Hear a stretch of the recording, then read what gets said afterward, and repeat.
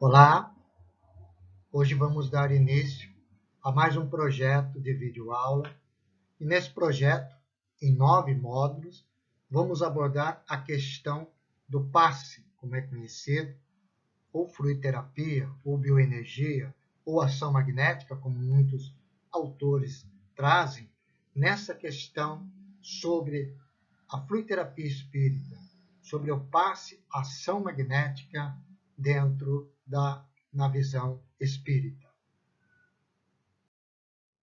O nosso trabalho de videoaula tem como estrutura central o trabalho de Miguel Tavares de Gouveia, esse espírito que esteve conosco, realizando vários trabalhos de pesquisa dentro da doutrina espírita e formulando em apostilas utilizadas em diversos cursos, diversos seminários, e uma delas é esta apostila, O Passe na Visão Espírita, no qual buscou em quase 30 obras esta organização para que nós pudéssemos efetivamente trabalhar e entender a respeito deste trabalho. Então, aqui realizamos uma pequena homenagem a Miguel Tavares de Gouveia, que trouxe para nós vários trabalhos importantes de organização e de pesquisa dentro da doutrina espírita, nos facilitando o entendimento, a visão e o trabalho, e nos dando as fontes necessárias para nos aprofundarmos a respeito do assunto. Nesse primeiro módulo, vamos analisar o magnetismo. Tanto o magnetismo mineral, como o magnetismo animal e o magnetismo espiritual, que são importantes na ação da fluidoterapia espírita. Vamos dar início também a um estudo sobre a questão do perispírito, que tem a sua grande importância mediúnica, e a ação do passe é uma ação mediúnica. O perispírito é importante nesta ação. Então, neste módulo, vamos dar início a esses dois assuntos. Vamos ver o magnetismo mineral. E um dos registros que a humanidade tem é de Tales de Mileto.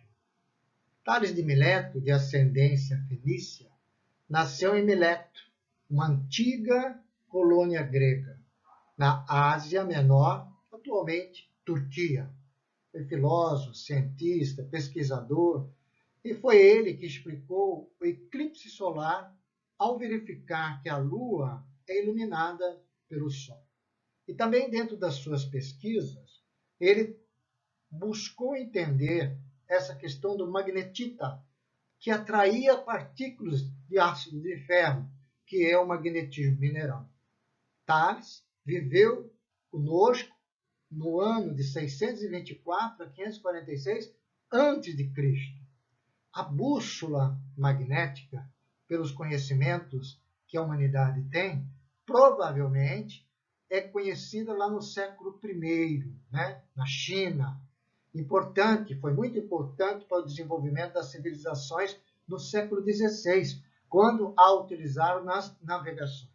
Então, o magnetismo mineral tem a sua importância e o seu início de estudo lá no ano, mais ou menos, de 600 ou ano 500 antes de Cristo, através desses pesquisadores, desses espíritos que vieram à Terra trazer novos conhecimentos.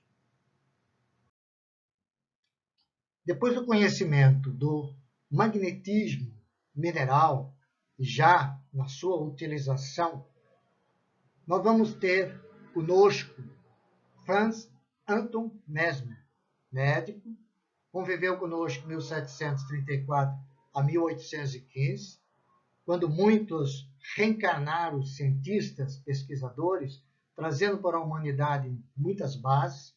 Mesmer traz essas bases do desenvolvimento do magnetismo animal.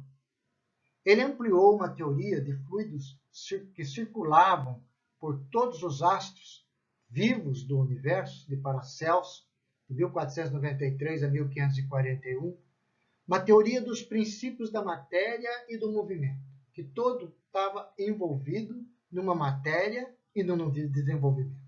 Então, Mesmer começou a pesquisar e traz para a humanidade a questão do magnetismo animal. Mesmer traz que o fluido vital, essa força da vida de todos os animais, faz parte do movimento do fluido universal. Então ele vai desenvolvendo a questão do magnetismo animal, chegando-se a várias conclusões de estudo, inclusive de curas de doença. Numa delas, ele traz que a doença é uma deficiência desse fluido vital e que as pessoas que a tinham a mais poderiam transferir para aquelas outras que tinham menos. Não podemos esquecer de falar de Allan Kardec, Hippolyte Léon de Noailles-Rivail, que era um magnetizador que era conhecido. Então, Mesmer criou uma escola de magnetizadores que trabalhavam e desenvolviam e estudavam a questão do magnetismo animal. Nós vamos encontrar um desses magnetizadores, o Marquês de Perceguer, que trouxe um outro estado de consciência em 1787. Ele era um magnetizador, uma grande potencialidade fluídica de magnética, de cura, inclusive, e ele estava magnetizando um camponês de Vitor Reis. E, de repente, esse camponês entra num sono profundo, um sonambulismo, e começou ele a descrever o camponês para o Marquês, onde estavam os órgãos mais afetados e doentes. Então já era um outro estado, o magnetismo animal, através dos magnetizadores, foram trazendo novas e avançando a respeito do assunto desse magnetismo, inclusive outros estados de consciência. Dr. James Bryant, em 1841, traz para a humanidade a questão do hipnotismo, né? Ação hipnótica, nessa ação magnética, um magnetizador que poderia avançar dentro da mente daquela pessoa na busca de cura, na busca de entendimento, na ação hipnótica. Dr. James Sdale vai realizar na Índia 200 cirurgias sem dor numa ação magnética. Olha só como a ação, né, magnética deste fluido magnetismo animal tem um poder, digamos assim, de ajudar a humanidade dentro desse aspecto. Dr. Charcot, em 1887, da Clínica Salpêtrière, faz experimento com hipnose no tratamento de histerias, portadoras de doenças mentais, muito importante. Então, o Mesmer, né, que traz para a humanidade essa questão do magnetismo animal, que ajuda efetivamente, e ajudou e continua ajudando muitos pesquisadores, muitos médicos da área de saúde a ajuda de cura e entendimento. Hippolyte Léon de Noailles-Rivail, Allan Kardec, que esteve conosco de 1804 a 1869, quando começa a estudar a respeito das mesas girantes, ele, que era um magnetizador da escola de Mesmer, achava que aquilo era uma questão magnética, muito provável. Mas quando se aprofunda nos estudos, percebe que existe um outro tipo de ação a respeito deste assunto. E traz para a humanidade o magnetismo espiritual. São fluidos de outra dimensão. Então, Allan Kardec, dentro da obra da codificação da doutrina espírita, do Livro dos Espíritos, no Evangelho segundo o Espiritismo, no Livro dos Médiuns, na Gênese, no Céu e Inferno, traz nos seus diversos trabalhos da Revista Espírita todo este trabalho de magnetismo, todo esse trabalho de conhecimento numa ação mista entre o magnetismo animal e o magnetismo do mundo espiritual. É nesse sentido que nós vamos avançar na questão do passe, porque foi Allan Kardec que traz para nós efetivamente essa ação mista entre o mundo espiritual e o mundo material. Nós vamos voltar nesta questão do magnetismo quase todo durante os módulos que nós vamos aqui realizar durante a videoaula. Mas vamos falar um pouco a questão do perispírito.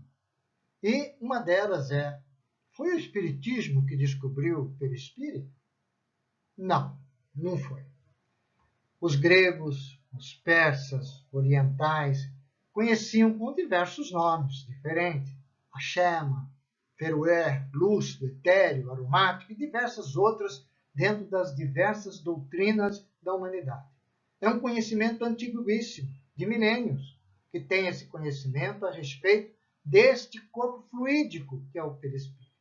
Mas foi Allan Kardec que se aprofundou mais na constituição do perispírito, na ação do perispírito, nas suas diversas ações, principalmente numa ação mediúnica. Então, Allan Kardec avança a respeito da questão do perispírito dentro da doutrina espírita. Nós vamos encontrar na primeira epístola de Paulo aos Coríntios uma informação muito importante. Ele diz assim: semeado corpo psíquico, corpo animal, ressuscita corpo espiritual. Se há um corpo psíquico, há também um corpo espiritual. Até Paulo conhecia a respeito da questão do perispírito, do corpo espiritual, não talvez com o nome perispírito, mas que tenha um corpo diferente do corpo carnal. E no Livro dos Espíritos, na questão 23, Kardec pergunta: que é o espírito? E os espíritos respondem: o princípio inteligente do universo. Nós temos que observar que Kardec estava perguntando a respeito do espírito. E eles vêm nos colocando o princípio inteligente do universo. É muito importante isso para nós entendermos a questão do perispírito. Kardec não está perguntando se tinha perispírito, está perguntando o espírito, efetivamente. Na questão 144 do Livro dos Espíritos, Kardec pergunta: que é alma? Porque a palavra alma, nas suas diversas colocações ao longo do tempo e dos milênios, tem diversas conotações. Então, Kardec queria, didaticamente, já venho colocando, por causa da resposta dos espíritos, deu uma definição didática de que alma é um espírito encarnado. Então, tudo que Kardec colocava como alma, subtendia-se que era um espírito na carne, encarnado, como espírito que estavam desencarnados. Então, a questão didática para a doutrina espírita. Mas antes, na questão 135, Kardec pergunta: há no homem alguma outra coisa além da alma e do corpo? Eles falam: sim, há o laço que liga a alma ao corpo. Se a alma é o princípio inteligente que está na carne, a alma, o que liga esse princípio inteligente à carne é um laço, que seria, como Kardec definiu, o perispírito, ou, em várias situações, um corpo fluídico dos espíritos. Então, este corpo fluídico, perispírito, envolve o princípio inteligente, que quando está desencarnado, Kardec chama de espírito.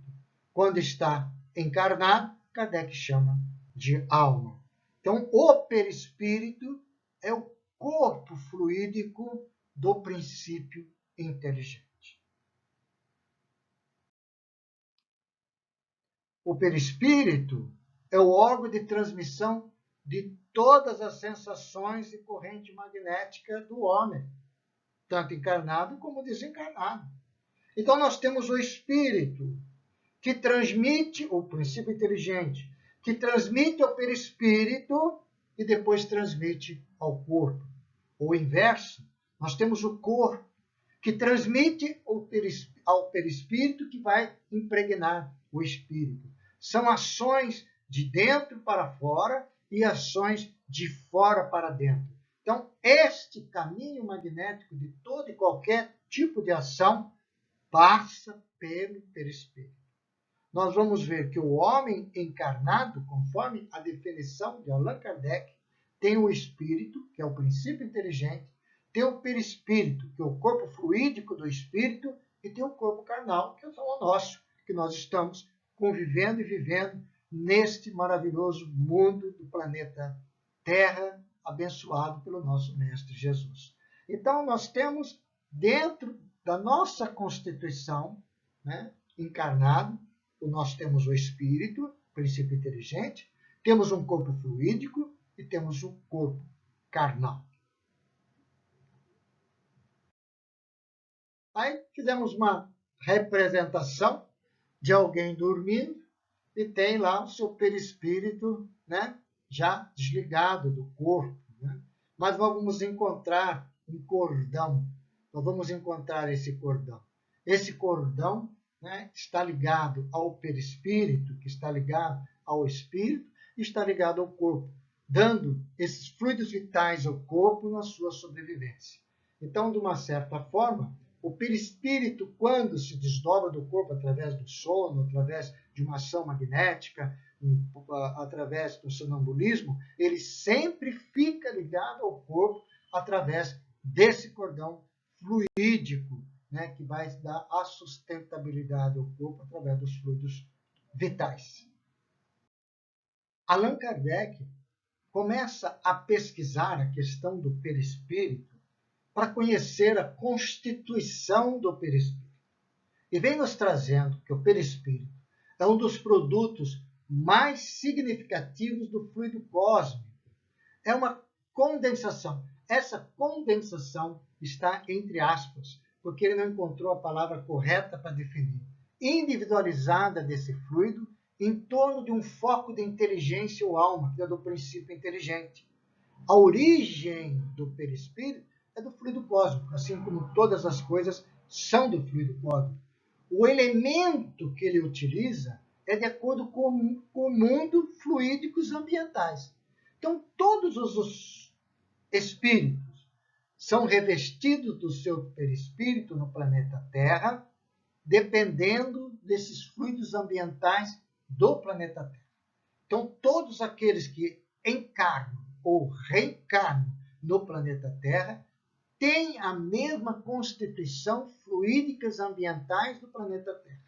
Podemos assim dizer que Jesus também tinha no seu perispírito os fluidos ambientais, senão não teria condições de encarnar na Terra. Então, todo e qualquer espírito que vem encarnar no planeta Terra ou em qualquer outro planeta tem que ter no seu mundo, nos seus fluidos ambientais daquele planeta. Então, o perispírito é constituído dos fluidos ambientais do próprio planeta. Ele vem à origem do fluido universal, mas para encarnar ou viver na crosta terrestre, ele necessariamente tem que ter os fluidos ambientais.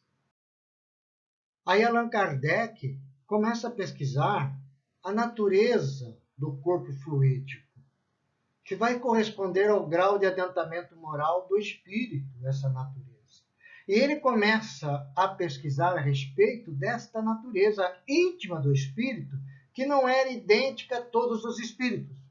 Por que não são idênticas a todos os espíritos? Porque o que determina o peso específico do perispírito atrelado às correntes fluídicas são os seus pensamentos, são os seus sentimentos, são a harmonia, são a conduta do espírito, são as paixões, as viciações. Então, cada espírito tem no seu bojo essas virtudes ou essas dificuldades. Então, ele vai constituir a sua natureza, o seu grau evolutivo, a sua questão moral. Então, a natureza do corpo fluídico depende de espírito para cada espírito, o grau de adiantamento moral de cada um do espírito. que vai se formando ou vai se depurando de acordo com o que nós vamos estar pensando, agindo, vai se melhorando de acordo com os nossos sentimentos, as nossas virtudes, a nossa harmonia, as nossas condutas e as nossas conquistas dentro do nosso processo evolutivo. Vai dando esse peso específico do perispírito que é atrelado às grandes correntes fluídicas. É a nossa natureza íntima. Cada um de nós tem uma natureza íntima que vai se melhorando de encarnação ou de período em período. Nós vimos, então, que a constituição do perispírito no nosso planeta Terra é idêntica para todos. Todo mundo tem a mesma constituição dos fluidos ambientais, tanto encarnado como desencarnado, que vivem na crosta terrestre. Mas a natureza íntima é que muda, porque depende do grau evolutivo moral de cada um, que vai se mudando. Para que o espírito possa atuar no mundo espiritual, na categoria de desencarnado, ou no mundo físico como encarnado, ele é indispensável revestir-se de um envoltório intermediário de natureza fluídica. É uma afirmação da Gênese que Kardec vem nos colocando. Então, o espírito, o princípio inteligente, se faz necessário esse envoltório de natureza fluídica para tanto agir no mundo espiritual como para agir no mundo material. Kardec avança nesse estudo, no capítulo da Gênese, no item 17, e vem nos dizendo que o envoltório do perispírito é semimaterial, isto é, pertence à matéria pela sua origem, à espiritualidade, pela sua natureza etérea. Ele faz de um ser abstrato, que é o espírito, que é o princípio inteligente, um ser concreto, perispírito, definido, apreensível pelo pensamento. Torna-o apto a atuar sobre a matéria tangível. Então, o perispírito, ele fica apto a atuar na matéria tangível. É o perispírito, não é o espírito. É o perispírito que está nessa sua constituição, né, dos fluidos ambientais daquele planeta. Então, ele é apto a atuar no mundo material, assim como também no mundo espiritual. Continua Allan Kardec. É uma condensação, entre aspas, do fluido cósmico universal em torno de um foco de inteligência. O alma, se estiver encarnado, o corpo carnal tem seu princípio de origem nesse mesmo fluido, condensado e transformado em matéria tangível. Muito importante isso, porque essa questão do fluido cósmico, tanto no corpo carnal como o perispírito, tem a mesma origem, que é o fluido cósmico universal. Continua Kardec. O corpo perispirítico e o corpo carnal têm, pois, origem no mesmo elemento primitivo, o fluido cósmico. Ambos são matéria, ainda que em estados diferentes. Isso é muito importante nós entendermos, porque nós, na ação do passe, vamos entender que esta ação magnética espiritual dos fluidos espirituais emanam de perispíritos que têm a mesma constituição da matéria física. Por isso que esses fluidos nos combinam perfeitamente dentro desta ação fluídica, espiritual e animal. Então, essa é o corpo perispirítico, né? Várias energias, que ele chama perispirítico, tem várias energias, e o corpo carnal, nosso corpo carnal, tem a origem no mesmo elemento primitivo. Então, os dois são idênticos. Eles podem se atuar identicamente. O fluido cósmico, que vem do fluido cósmico, ambos são matéria, em estágios de condensação, podemos chamar assim, diferente. Um mais sólido, outro mais etéreo. Então, o perispírito tem uma matéria mais etérea. O corpo tem uma matéria mais densa. Neste primeiro módulo, fizemos uma introdução a respeito dos magnetismo mineral, animal, espiritual, e também da questão do perispírito, que é muito importante nessa ação magnética da fluidoterapia espírita. Vimos a constituição, a natureza, vimos que os dois, perispírito e corpo, têm a mesma constituição do fluido cósmico universal, simplesmente uma questão diferente de estágios, um está mais condensado, né? Mais corpo, e o outro menos condensado, que fica mais etéreo, e assim nós vamos entendendo este processo muito importante na questão da fluidoterapia espírita. Muita paz a todos, que o Mestre Jesus esteja conosco.